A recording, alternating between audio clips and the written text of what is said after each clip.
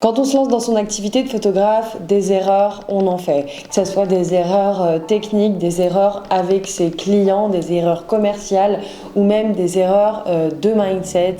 Alors dans cette vidéo, j'avais envie de te partager les 8 erreurs que j'ai faites en me lançant en tant que photographe. Hola, je m'appelle Camille, je suis directrice artistique et photographe de marque. Sur cette chaîne, tu trouveras des conseils photos, des retouches, des backstage et aussi des conseils marketing.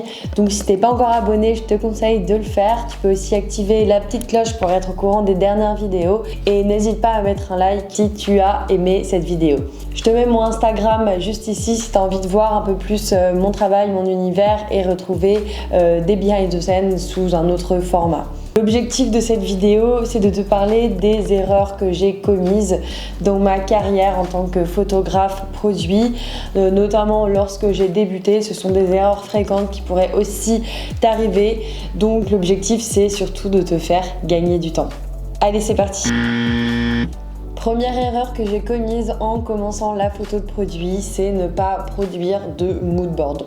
Le moodboard, c'est donc un document de pré-production qui va te permettre de donner une ligne artistique, une direction artistique. Il va aussi te permettre de communiquer avec ton client. La toute première fois que j'ai commencé la photo de produit, j'avais simplement quelques accessoires, quelques fonds et j'ai totalement improvisé le jour J. C'est-à-dire que je n'avais même pas défini avec mon client le nombre de photos, la direction artistique. Il n'y avait pas forcément de cohérence des photos les unes entre les autres. Pour être totalement transparent, j'étais même en train de chercher différentes pièces dans mon salon, comment agencer tel ou tel produit. Donc en clair, j'avançais totalement à l'aveugle. J'avais même pas défini de thème pour cette photo. Le client ne savait pas à quoi s'attendre et d'ailleurs, même moi, je ne savais pas non plus. J'avançais vraiment à l'aveugle, en mode hop là, on verra bien où ça nous mène. Mais ça, c'est pas du tout professionnel. Et je me suis rendu compte que j'étais totalement en panne d'inspiration le jour J. En clair, j'étais en impro total. Donc je déconseille fortement d'avancer comme moi je l'ai fait et vraiment de produire un moodboard. Deuxième grosse erreur que j'ai pu commettre à mes débuts en tant que photographe produit, ne pas faire valider les photos au fur et à mesure. Et j'insiste vraiment sur le au fur et à mesure. C'est-à-dire qu'il y a deux possibilités. La première, le client assiste au shoot le jour J. Donc il est avec vous. Sa présence en fait fait acte de validation de chaque visuel. Et ça d'ailleurs, il faut bien le mettre dans le contrat. Deuxième option, le client ne peut pas être sur place le jour du shooting.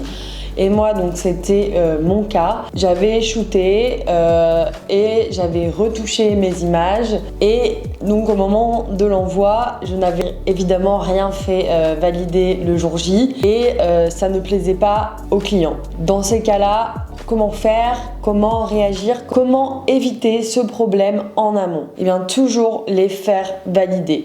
Donc, si le client ne peut pas être le jour J sur place, à vos côtés pour valider au fur et à mesure les visuels, il faut les envoyer au fur et à mesure. Alors moi, ce que je fais, c'est que j'utilise donc depuis l'ordinateur l'application WhatsApp et à chaque fois, je fais un screenshot de l'image dont je suis satisfaite. Évidemment, le client doit être réactif le jour J. Vous devez convenir d'une date ensemble pour qu'il soit bien disponible et il doit confirmer sa réactivité, c'est-à-dire qu'il doit répondre dans les 10 minutes maximum pour pas vous faire perdre trop de temps. Cette méthode, ça permet vraiment de pouvoir ajuster la scène, des petits détails que vous ne voyez pas. Le client à lui, ça va lui paraître important parce que vous n'avez pas le même regard. C'est sûrement la première fois aussi que vous travaillez ensemble. Donc c'est hyper important d'instaurer cette communication directe. Et lui, le client, ça va largement le rassurer. Honnêtement, avant de mettre cette méthode en place, j'envoyais un peu à l'aveugle mes photos et j'étais vraiment en stress.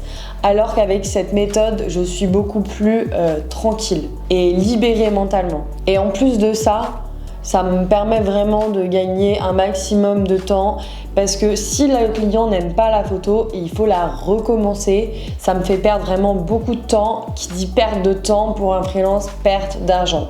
Donc c'est vraiment pas efficace.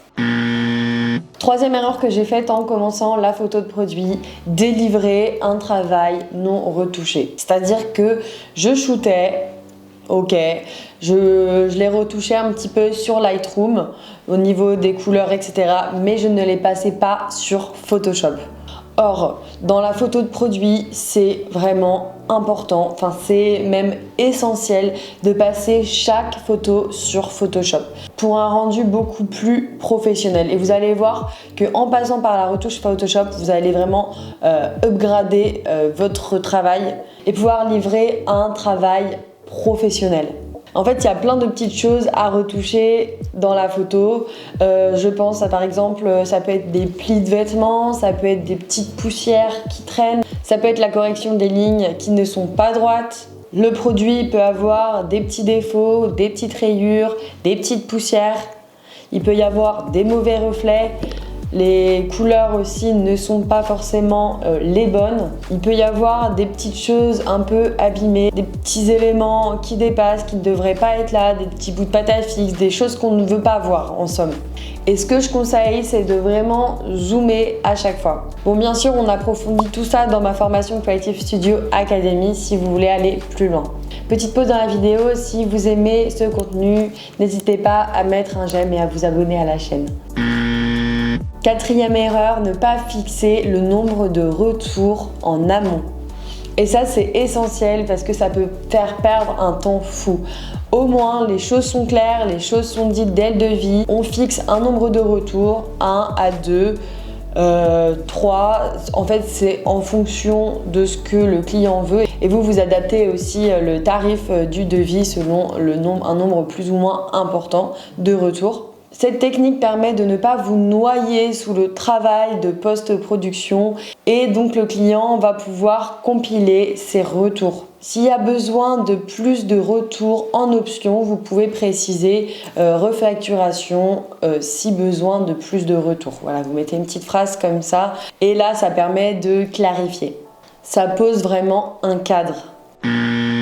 Cinquième erreur, être disponible pour ses clients H24, 7 jours sur 7. Là, je vous préviens, vous allez direct au burn-out et vous allez détester la photo, ce qui est vraiment dommage parce que je pense que c'est un métier de passion. Donc si on en vient à détester son métier, c'est qu'on ne s'est pas assez posé de limites, on ne s'est pas assez fixé de cadre.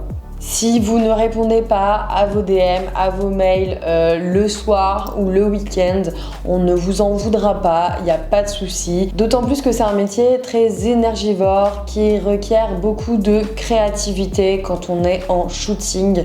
Donc c'est important de pouvoir se ressourcer. Alors je vous encourage vraiment à faire autre chose que de la photo sur vos congés. Ça peut être aller faire un footing, aller faire du sport, aller lire un livre, aller prendre un bain. Enfin voilà, vous allez faire ce que vous aimez, mais pas forcément de la photo. Et ça permet vraiment de vous libérer aussi mentalement pour pouvoir mieux attaquer votre travail le lundi ou le mardi selon les jours que vous avez défini de travailler. Sixième grosse erreur, ne pas définir de créneau pour la création de ces contenus. Au début, c'est vraiment ce que j'ai fait. Alors parfois, j'étais super motivée, je créais du contenu. Ce qui s'est passé, c'est que j'étais totalement irrégulière dans la publication de mon contenu sur les réseaux sociaux. Donc quand je dis réseaux sociaux, c'est vraiment ceux sur lesquels vous avez choisi d'être présent. Moi je parle d'Instagram, mais ça peut très bien être LinkedIn par exemple ou Pinterest, enfin peu importe. Je parle de manière globale. C'est super important de définir un jour dans votre semaine dédiée à la création de contenu où vous allez être vraiment focus. Donc par exemple, moi j'ai défini le lundi et le lundi, je ne vais pas fixer de rendez-vous clients, je ne vais pas faire de direction artistique, faire la retouche photo ou fixer encore des jours de shoot ce jour-là parce que je sais que c'est dédié à ma création de contenu.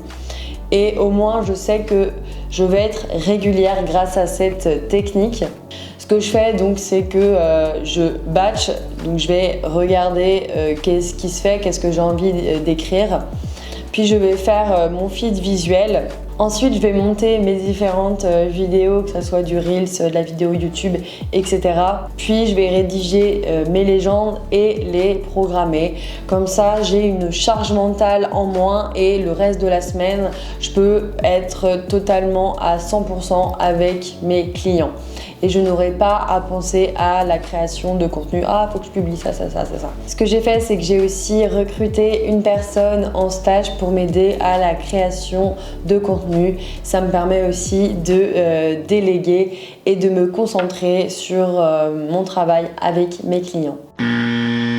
Septième et avant-dernière erreur que j'ai pu commettre, c'est ne pas compter mes heures que j'ai pu faire pour mes clients. Bon, ça, j'ai eu la chance d'être dans une famille d'entrepreneurs et donc mon père m'a mis à disposition un tableau qui me permet de compter mes heures. C'est d'ailleurs un tableau que je partage dans Creative Studio Academy. Vous avez plus d'infos en légende, il n'y a pas de souci. Donc ça, je l'ai mis en place très vite et je vous conseille de faire la même chose.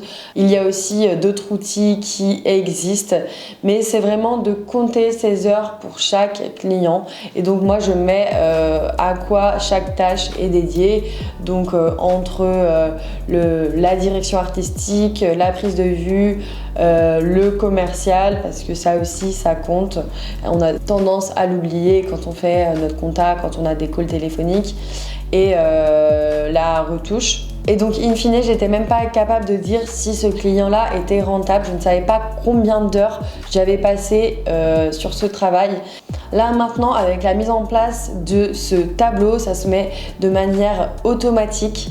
Et je suis capable de dire réellement combien d'heures j'ai passé dessus et je suis capable de te donner le gain horaire réel. Donc, j'ai mis en place un tableau analytique qui me donne plusieurs informations. Il me calcule en pourcentage l'avancement dans mon projet par rapport à ce que j'ai vendu. Il me donne aussi une petite alerte si je dépasse le projet. Il me donne également une petite alerte si je dépasse le temps vendu. Et troisièmement, il me calcule le gain horaire réel. Alors parfois, je me rends compte que j'ai été payé 100 € de l'heure, alors que parfois, je me rends compte que j'ai été payé 14 € de l'heure.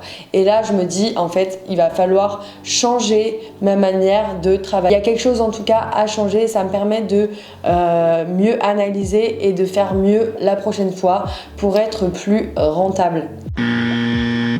Huitième et dernière erreur que j'ai pu commettre, ne pas investir dans une formation pour améliorer mes compétences. Donc, j'ai perdu énormément de temps à aller fouiner à droite, à gauche, sur internet, sur des vidéos YouTube. Alors, c'est sûr que j'ai voulu gratter de l'argent parce que je me disais que c'était pas forcément bon de mettre mes économies de côté pour investir sur moi, mais en fait avec le recul j'aurais vraiment dû. Après c'est vrai qu'il n'y avait pas forcément de formation adaptée à la photographie de produits, donc c'est pour ça que j'ai décidé d'en créer une où je te livre vraiment tous les aspects créatifs, techniques, que ça soit pour la prise de vue, le matériel, la retouche photo, que sur la partie business, donc comment attirer à toi tes clients et signer bien sûr tes clients de rêve. Et cette formation va vraiment te permettre de passer à la vitesse supérieure, de devenir professionnel et de pouvoir augmenter facilement tes tarifs auprès de tes clients. Il faut voir ça vraiment comme un investissement sur soi, un investissement sur ses compétences pour pouvoir facturer plus cher et être plus à l'aise financièrement. Merci d'avoir regardé cette vidéo. Dis-moi en commentaire quelle erreur toi tu as pu rencontrer en tant que photographe débutant. Je te répondrai avec grand plaisir. Si tu as aimé cette vidéo-là, mets un petit pouce. Tu peux aussi me suivre donc sur Instagram et t'abonner sur YouTube. Et puis en attendant, je te dis à la prochaine. Allez, ciao!